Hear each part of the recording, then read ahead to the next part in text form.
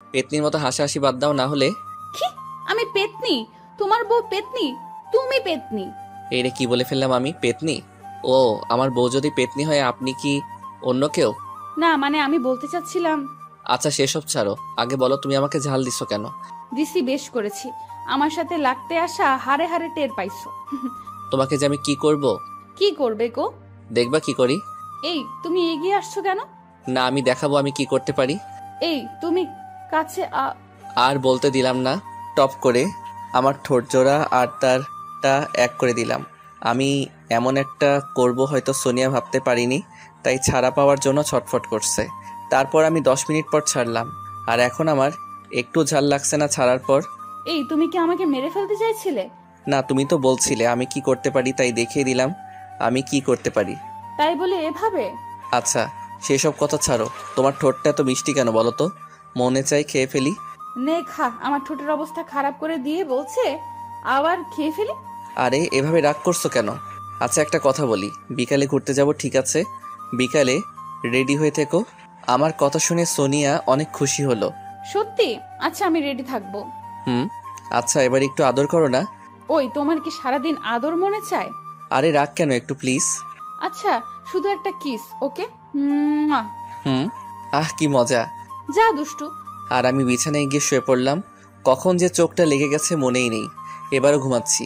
কে আবার পানি দিয়ে দিল, তাকিয়ে দেখি সোনিয়া। এইবার কি হলো, পানি দিছো কেন? তো কি করব, কতক্ষণ ধরে ডাকছি, তোমার তো কোনো সারা শব্দ নেই, তাই উপায় না পেয়ে পানি দিলাম। ওই, তুমি এত আনরোমান্টিক কেন বলো তো? কি? আমি আনরোমান্টিক? ও আচ্ছা, এসব কথা রাতে হবে, কে রোমান্টিক আর কে আনরোমান্টিক। এবার উঠে পড়ো, মসজিদে যাও। হুম, যাচ্ছি বলে বিছানা ছেড়ে উঠে গোসল করে মসজিদের দিকে রওনা দিলাম। তারপর নামাজ পড়ে আবার বাড়ির দিকে রওনা দিলাম। বাসায় এসে রুমে গিয়ে দেখলাম সোনিয়া সবেমাত্র গোসল করে আসছে। দেখতে অনেক সুন্দর লাগছে।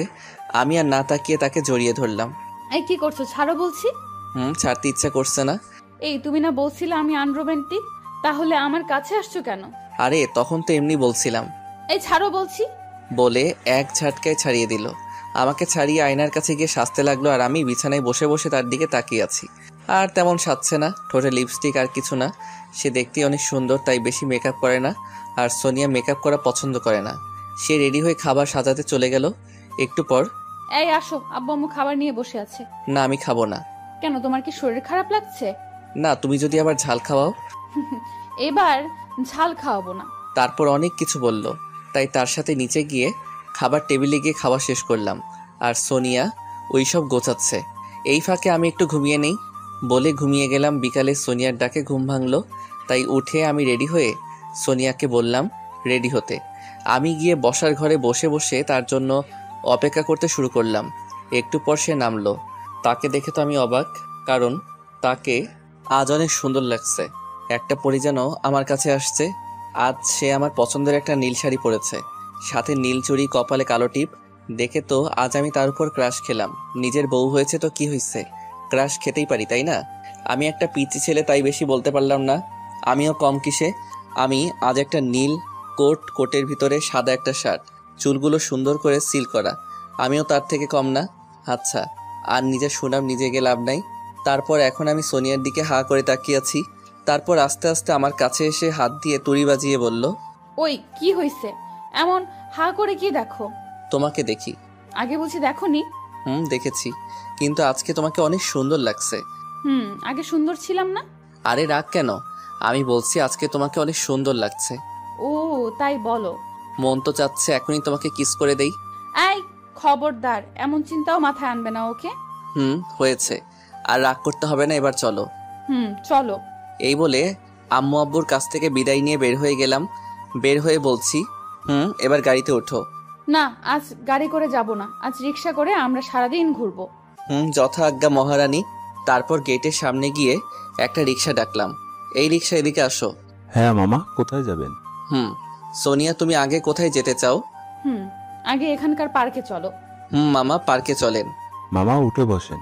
তারপর আমি আর সোনিয়া রিক্সায় উঠে বসতেই রিক্সা চলতে শুরু করলো। রিক্সায় উঠে সোনিয়ার হাতটা ধরলাম, কিন্তু সোনিয়া কোনো রেসপন্সই দিচ্ছে না। তাই বললাম, সোনিয়া তোমার মধ্যে কি রোমান্টিকতা বলতে কিছুই নাই? কি? তুমি বলতে চাচ্ছ আমি রোমান্টিক না, তাই তো? বলতে চাচ্ছি না, আমি তো বলেই ফেলছি। কি এত বড় কথা? তার রোমান্টিক হতে হলে তোমার সাথে এখন কি করতে হবে? তোমার হাত ধরে বসে আছি, আর তুমি যদি রোমান্টিক হতে তাহলে আমাকে জড়িয়ে ধরে কাঁধে মাথা রাখতে। রাখবে কি করে? তুমি তো রোমান্টিক না, তাই তো? হুম, আমি যদি রোমান্টিক না হই আমাকে বিয়ে করলে কেন? বিয়ে করছি কি সাধে? মা বাবা জোর করে দিয়ে দিয়েছে। কি?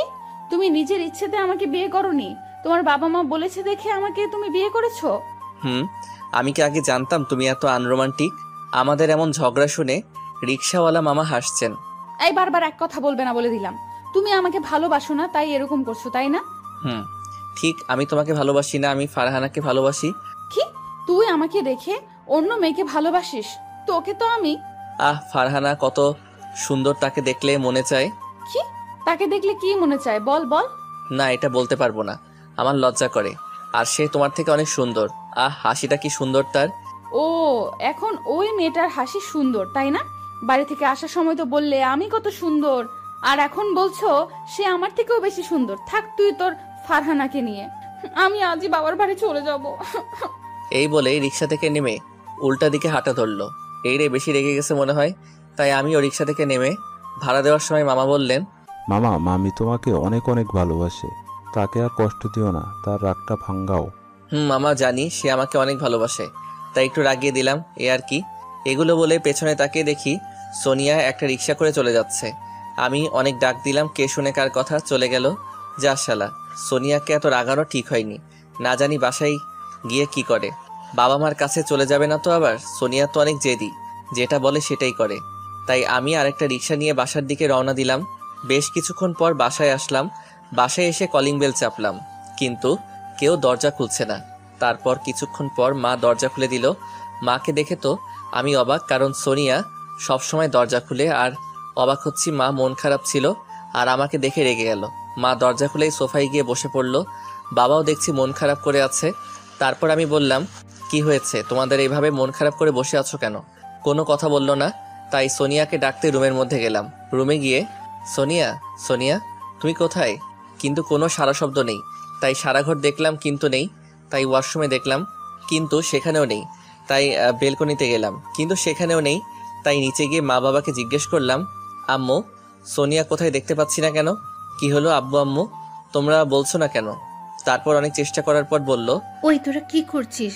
যে ঘুরতে গিয়ে সোনিয়া কাঁদতে কাঁদতে বাসায় ফিরলো, আবার বাসা থেকে আমাদের কিছু না বলে চলে গেল। তুই তো জানতি মেয়েটা অনেক রাগী, তাহলে আবার রাগাতে গেলি কেন? বাবাও সেম কথা বলল। ওই, তুই সোনিয়াকে কি বলেছিলি যে এত রেগে তার বাবার বাসায় চলে গেছে? এগুলো বলেছি। তারপর সব খুলে বললাম মা বাবাকে। বাবা মা তো এগুলো শুনে রেগে অ্যাটম বোমের মতো হয়ে গেছে। এটা দেখে তো আমার যায় যায় অবস্থা। আমি তাদের বললাম, কি হয়েছে তোমার, আমার দিকে এভাবে তাকিয়ে আছো কেন? তো কি করব? আজকের ভিতরে যদি বৌমাকে নিয়ে না আসতে পারিস তাহলে তোর খাওয়া দাওয়া সব বন্ধ। এটা আবার কেমন কথা?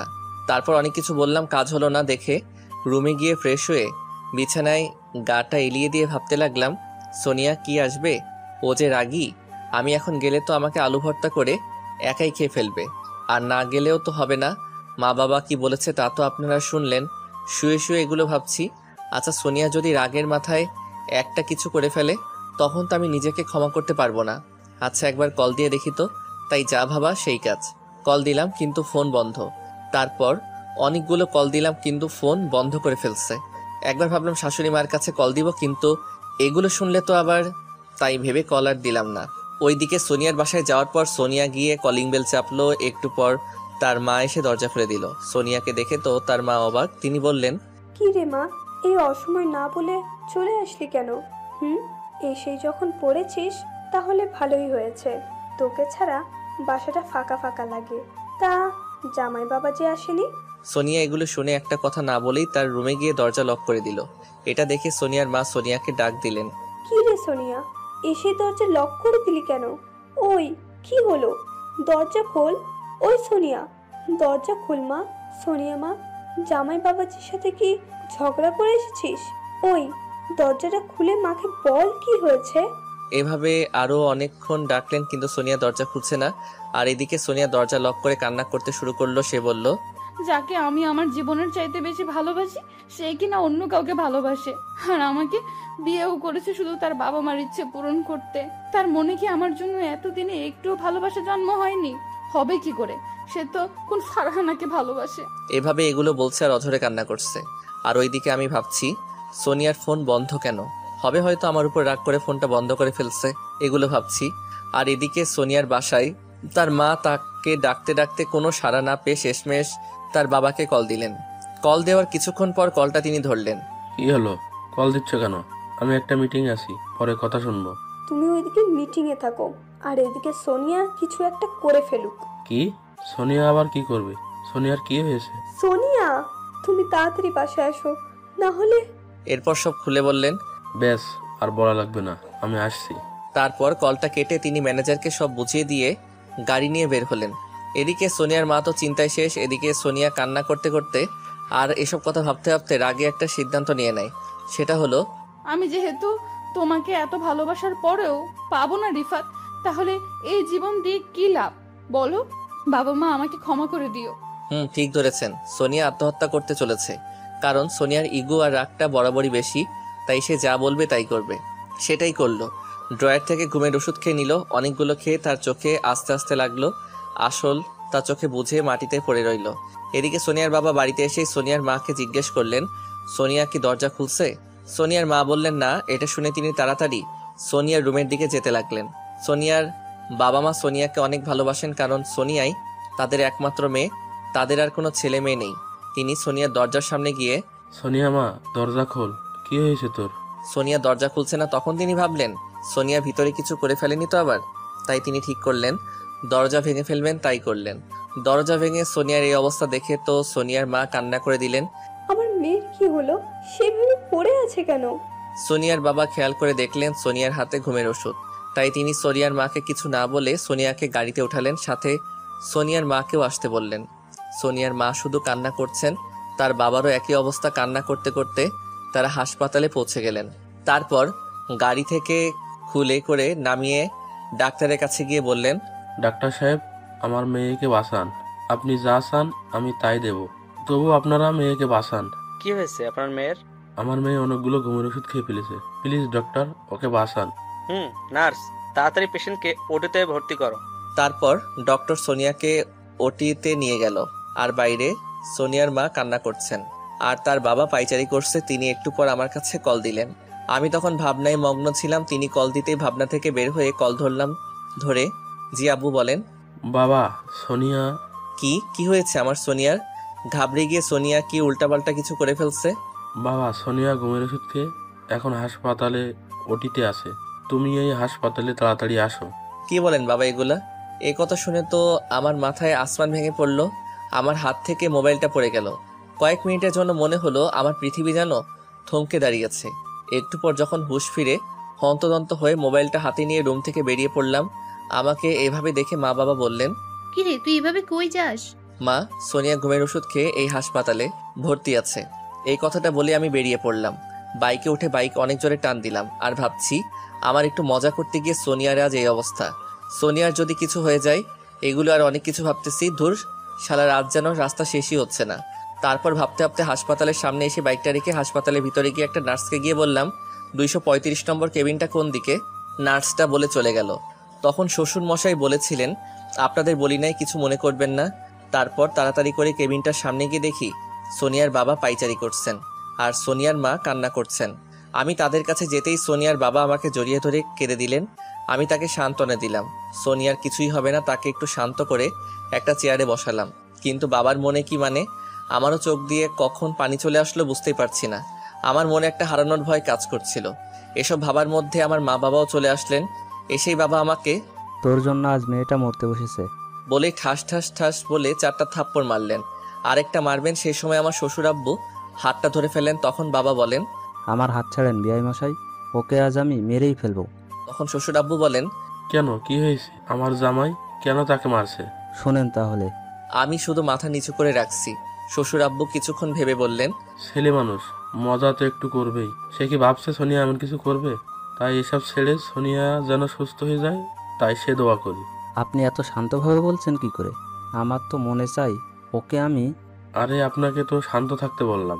তারপর আমার বাবা শান্ত হলেন। তারপর কেউ আর কোনো কিছু বলছি না। এভাবে অনেকটা সময় থাকার পর ডক্টর বেরিয়ে আসলেন। ডক্টর, সোনিয়া এখন কেমন আছে? আমার সোনিয়া ভালো আছে তো? কি হলো ডক্টর, কথা বলছেন না কেন? সোনিয়া ভালো আছে তো? সোনিয়ার কিছু হয়নি তো? আমার অনেক ভয় করছে, বলেন না ডক্টর। তারপর আমরা সবাই বলার পর ডক্টর কিছু বলছে না, তাই ডক্টরের শার্টের কলার ধরে বললাম, এই ডক্টর বল, আমার সোনিয়া কেমন আছে, ভালো আছে তো? তারপর ডক্টর ভয় পেয়ে যা বলল তা শুনে আমরা সবাই তো, কারণ ডক্টর বলল সোনিয়া এখন বিপদমুক্ত। এই কথা শুনে যেন আমি আমার প্রাণটা আবার ফিরে পেলাম। এখন আমার খুব শান্তি লাগছে। সোনিয়ার বাবা মা আর আমার বাবা মাও অনেক খুশি, কারণ তারা তাদের একমাত্র বৌমা আর সোনিয়ার মা বাবা তাদের একমাত্র মেয়ে ফিরে পেয়েছে। তারপর ডক্টরকে বললাম, ডক্টর আমরা কি এবার ভিতরে যেতে পারি? যেতে পারেন, কিন্তু 2 জন করে, আর ভিতরে বেশি শব্দ করা যাবে না। ডক্টর, আপনার সাথে খারাপ ব্যবহার করার জন্য সরি, আমাকে ক্ষমা করবেন। সেই সময় আমার মাথা ঠিক ছিল না, তাই আবার সরি। আরে না, সরি বলতে হবে না, কারণ এই সময় সবারই মাথায় কাজ করে না। তারপরও সরি ডক্টর। ওকে, আমি কিছু মনে করিনি। আজ প্রথম দেখলাম একজন কি করে তার বউকে এত ভালোবাসতে পারে। সত্যি আপনাকে না দেখলে বুঝতে পারতাম না। বলে একটা মুচকি হাসি দিলাম। তারপর ডক্টরের সাথে কথা বলে শাশুড়ি আম্মু আর শ্বশুর আব্বুকে ভিতরে পাঠিয়ে দিলাম। আর এই ফাঁকে ডক্টরের কাছ থেকে জেনে নিলাম তাকে আজ বাসায় নেওয়া যাবে কিনা। ডক্টর বলল নিতে পারেন। এখন আমি যাওয়ার পালা, কারণ আপনাদের সাথে কথা বলতে বলতে সোনিয়ার মা বাবা দেখা করে চলে আসছেন। আমি ভাবছি কোন মুখ নিয়ে সোনিয়ার সাথে দেখা করব, আর অনেক কিছু ভাবছি। হঠাৎ কে যেন আমাকে ধাক্কা দিল। তাকিয়ে দেখি বাবা। বাবা বলো। তাই এখনো কি এখানে দাঁড়িয়ে থাকবি, নাকি এখন যাবি? এমনিতেই তোর জন্য আজ মেয়েটা মরতে বসেছিল। এখন এগুলো বলে কি হবে? যেটা হয়ে গেছে সেটা কি আর ফিরে আসবে? বেআইন ঠিকই বলেছে।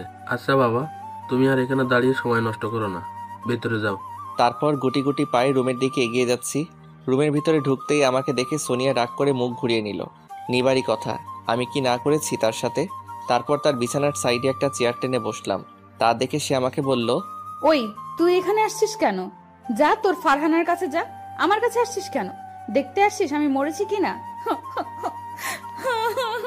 আর ওর এই কথা শুনে আমার অনেক রাগ উঠল, কিন্তু রাগটাকে কন্ট্রোল করলাম। তারপর বললাম, আরে তুমি যা ভাবছো তা কিছুই না, এগুলো আমি মজা করে বলছিলাম।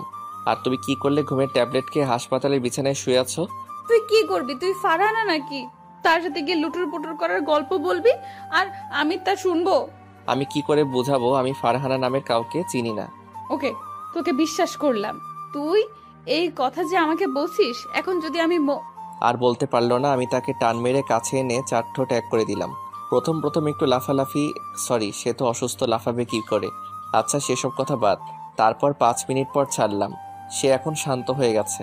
তারপর আমি বললাম, কি ম্যাডাম, প্রথমে তো ধাক্কাধাক্কি করছিলেন, পরে আবার শান্ত হয়ে গেলেন কেন? এই রে আবার রেগে গেল? তোকে তো আমি যখনই আমাকে মারতে আসলো তখনই সোনিয়ার মা বাবা রুমের মধ্যে ঢুকে গেলেন। তাই আবার ঠিক হয়ে বসে পড়লো আর আমার দিকে রাগীভাবে তাকিয়ে থাকলো। তখন মা বাবা বললেন, এবার বাসায় চল, ডাক্তার বলেছে আজ বাসায় নিতে পারবো। বাবা চলো। বাবা আবার বললেন, ওই সোনিয়া মা কি একা একা যেতে পারবে? তাকে কোলে করে নিয়ে আয়। বলে তারা সবাই বাইরে গিয়ে গাড়িতে বসে পড়লো।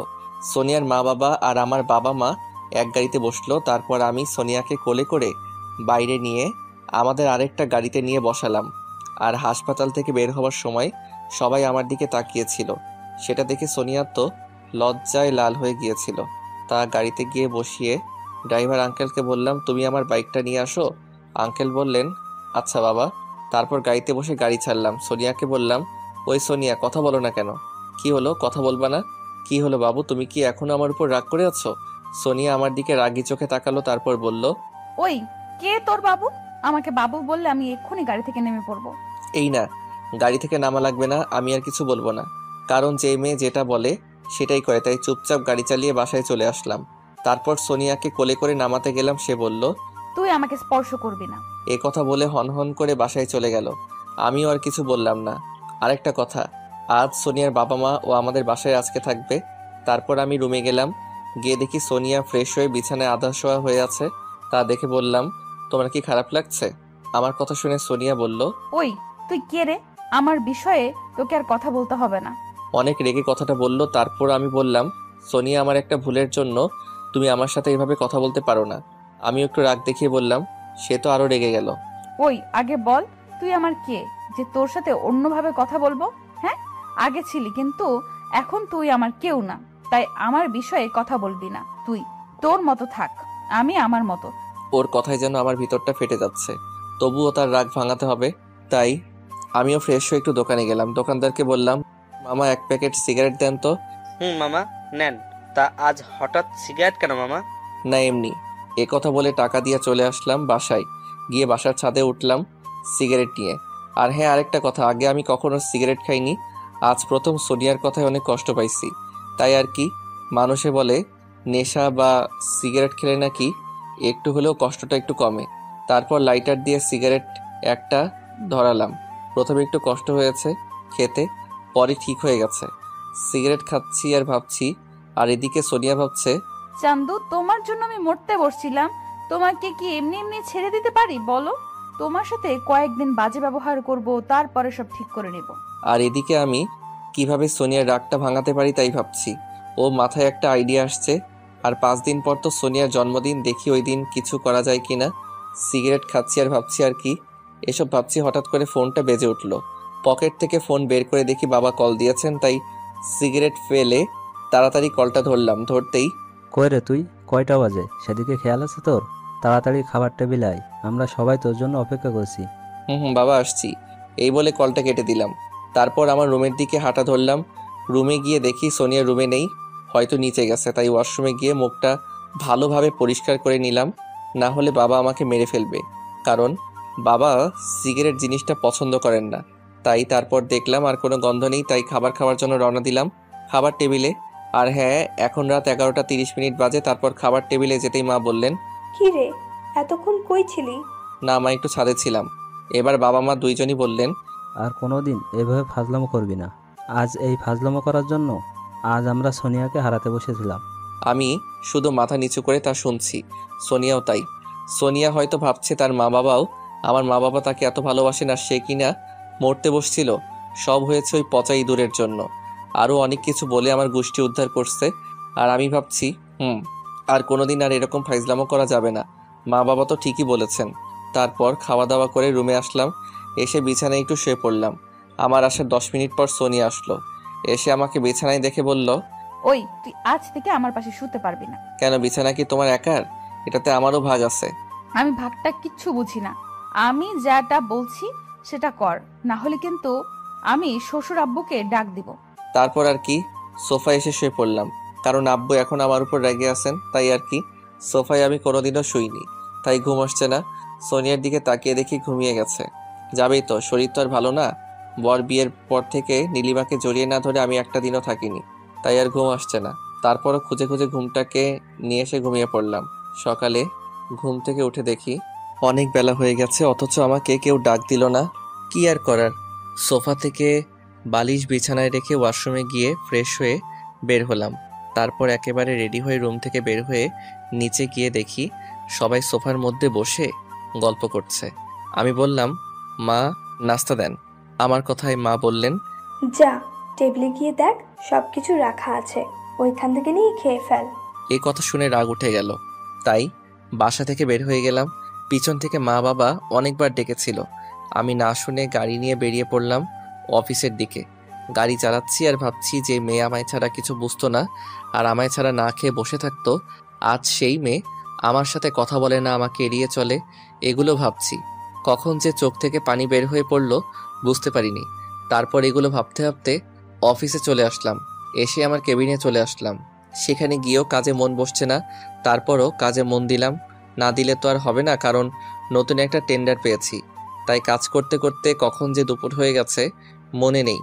আজ আর দুপুরে সোনিয়া কল দিয়ে বলল না, এই তুমি কাজটা ফেলে এখন খেতে যাও, তারপর খেয়ে আমাকে কল দিও।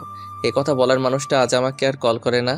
তারপরও আজ আর খেতে ভালো লাগছে না, তাই কাজ করতেই আসি। কখন রাত 12টা বেজে গেল তা মনেই নেই। হঠাৎ দেখি মার ফোন থেকে কল আসলো, তাই কলটা ধরলাম। ওই কই রে তুই? এত রাত পর্যন্ত তুই বাইরে? রাত বাজে 12টা। সোনিয়া চিন্তা করতে করতে শেষ। অসুস্থ মেয়েটা ওই দুপুর থেকে না খেয়ে আছে, আর তুই এখন কই? তাড়াতাড়ি বাসায় আয়। ধরতে আর কিছু না বলে কলটা কেটে দিলেন। আর এদিকে আমি ভাবছি সোনিয়া আমার জন্য না খেয়ে থাকবে কেন, সে তো আমাকে এখন আর ভালোবাসে না। তাই বলে তাহলে যাই হোক কথাটা শুনে অনেক খুশি হয়েছি।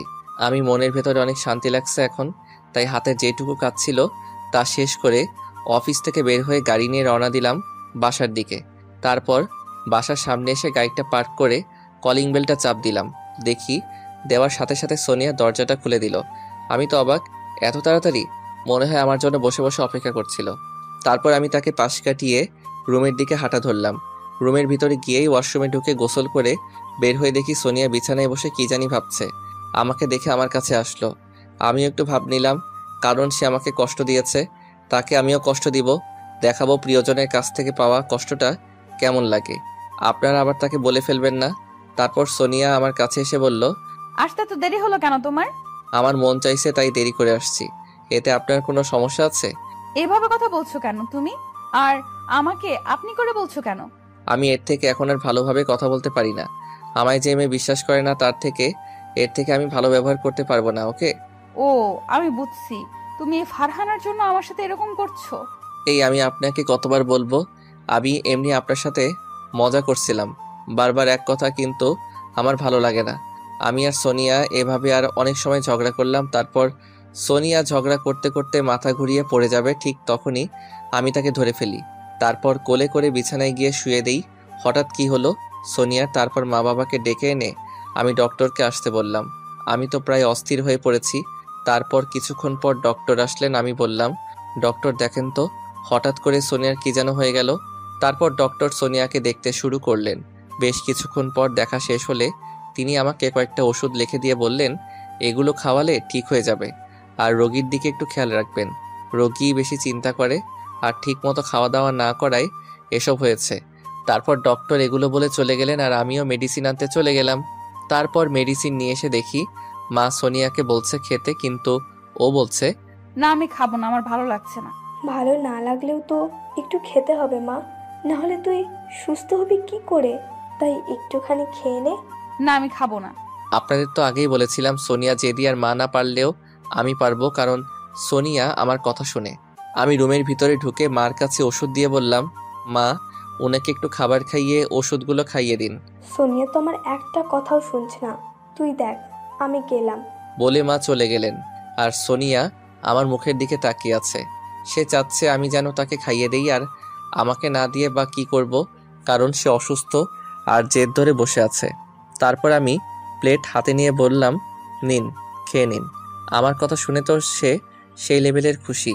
আমার হাত থেকে তাড়াতাড়ি লোকমাটা নিল। কয়েক লোকমা খাওয়ার পর প্লেট থেকে ভাত নিয়ে আমার মুখের সামনে ধরলো। আমি মুখ ফিরিয়ে বললাম, আপনি খান, আমি পরে খেয়ে নিতে পারবো। কিন্তু সে কি ছাড়বে, জেদ ধরে বসেছে। আমিও তার হাতে খেতে হবে, কি আর করার, খেলাম। আহ, বউয়ের হাতে খাবার খাওয়ার কত মজা। তারপর খাবার খাওয়ার পর ওষুধগুলো খাইয়ে দিয়ে বললাম, এবার ঘুমান চুপচাপ। বলে আমি একটা বালিশ নিয়ে সোফার দিকে এগোতে যাব, তখন সোনিয়া আমার হাত টেনে ধরলো। আমি বললাম, কি হলো, হাত ধরলেন কেন? তুমি বালিশ নিয়ে কোথায় যাচ্ছ? কেন, সোফায় শুতে যাচ্ছি, নাকি রুমেও থাকতে দিবেন না? এইভাবে কেন কথা বলছো? আমাকে কি ক্ষমা করা যায় না? করুণভাবে বলল কথাটা। আপনাকে তো আমি কবেই ক্ষমা করে দিয়েছি, আবার কিসের ক্ষমা? তো ক্ষমা করলে সোফায় শুতে যাবে কেন? আর আপনি করে বলছো কেন? না, এমনি ওকে আমার ভালো লাগছে না, আমি শুয়ে পড়ি বলে সোফায় বালিশ রেখে শুয়ে পড়লাম। আর এদিকে সোনিয়া মনে মনে বলছে, আমি কি এমন করেছি যে আমাকে এইভাবে ইগনোর করছো? ফুপিয়ে কেঁদে ওঠে তার কান্নার শব্দ আমার কানে আসে, কিন্তু আমি কিছু বলিনি। আর মাত্র 2 দিন তারপর তো সোনিয়ার জন্মদিন। সেদিন না হয় সব কষ্ট মুছে দিব। ওইদিকে সোনিয়া কান্না করতে করতে ঘুমিয়ে পড়ে, কিন্তু আমার ঘুম আসে না, কারণ সোনিয়াকে না জড়িয়ে ধরে ঘুমাতে পারি না। তাই উঠে গিয়ে সোনিয়ার পাশে গিয়ে বসলাম।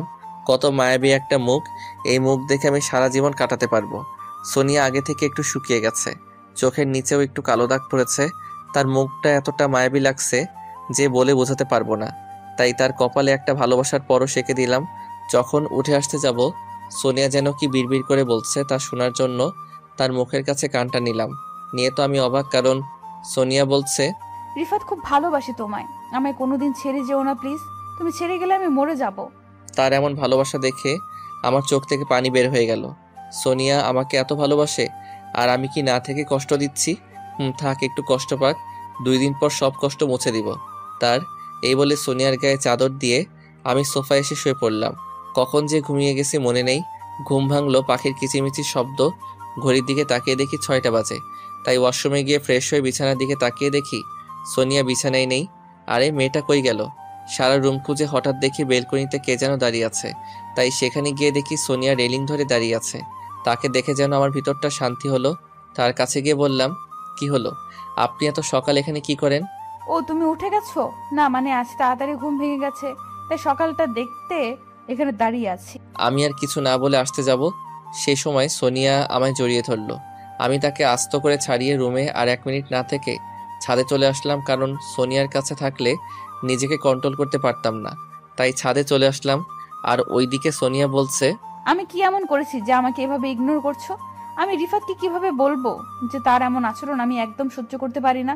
এগুলো বলছে আর কান্না করছে। তারপর নিজেকে সামলে নিচে গিয়ে দেখে মা উঠে পড়েছে। তাই মার কাছে যেতেই মা বলল, কি রে সোনিয়া, তোকে এমন দেখাচ্ছে কেন? আর তোর চোখ লাল হয়ে আছে কেন? তোর শরীর ভালো আছে তো?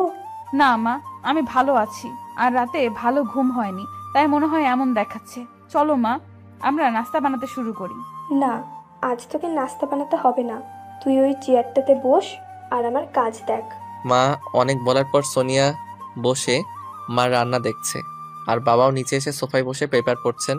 সোনিয়া বলল, মা আমি বাবার জন্য চা বানাচ্ছি, তুমি গুলো করো। আচ্ছা ঠিক আছে। তারপর সোনিয়া চা বানিয়ে বাবাকে দিয়ে আসলো, আর মাকেও দিল, আর সেও একটা নিল।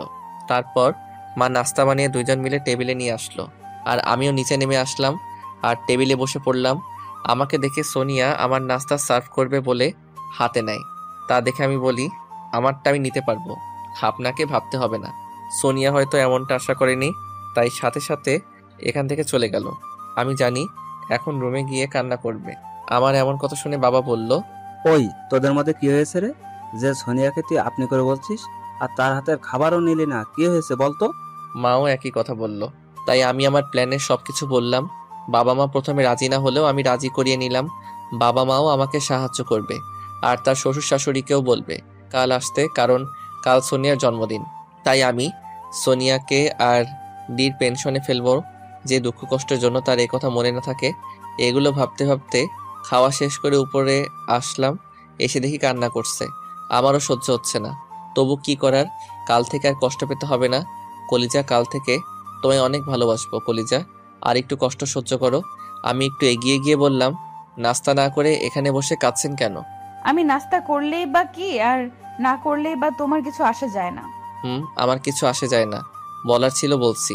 হুম। বলে আবার কান্না করতে লাগলো। আমি এখানে থাকলে হয়তো কন্ট্রোল করতে পারবো না নিজেকে, তাই তাড়াতাড়ি রেডি হয়ে গেলাম অফিসে যাওয়ার জন্য।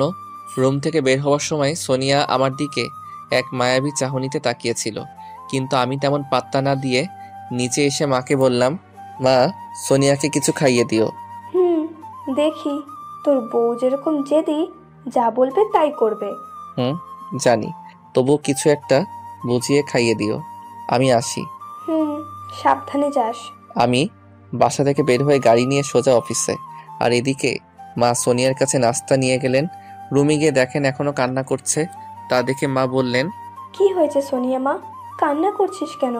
কি রে, মাকে বলবি না কেন কান্না করছিস? এই কথা বলতে সোনিয়া মাকে জড়িয়ে ধরে কাঁদতে কাঁদতে বলল, মা রিফাত আমাকে আর ভালোবাসে না, ও আমাকে এখন ঘৃণা করে। মা আমি রিফাতের এমন ব্যবহার সহ্য করতে পারবো না। মা আমার মরে যেতে ইচ্ছে করে। মা কি বলবেন ভাবছেন? একদিকে বউ আর একদিকে ছেলে।